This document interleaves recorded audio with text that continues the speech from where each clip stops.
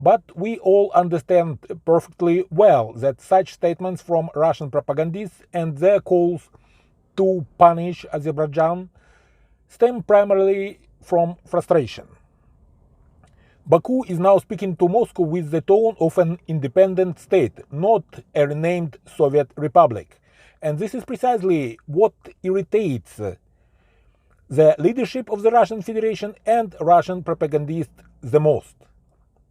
Something similar once happened with the Baltic states, and then came perhaps the Kremlin's most painful experience with Ukraine, when Ukrainian leaders began speaking to their Russian counterparts in the language of directives that were to be delivered to the Russian officials as one state to the other. When Ukrainian presidents and prime ministers began discussing bilateral relationship with Russia instead of Ukraine's integration into Russia-led structures that Moscow kept trying to impose on us at every step. When Ukraine announced its own foreign policy path and its inspiration to join the European Union, at the time NATO wasn't even part of the conversation, and all this caused irritation in Russia, bordering on hysteria.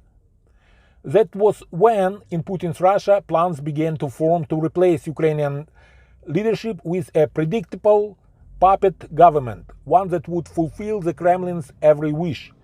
That was when the annexations and occupations of Ukrainian territory began, culminating in a full-scale war with a neighboring state that had recently been portrayed in Russian propaganda as a brotherly nation and Russia's closest ally.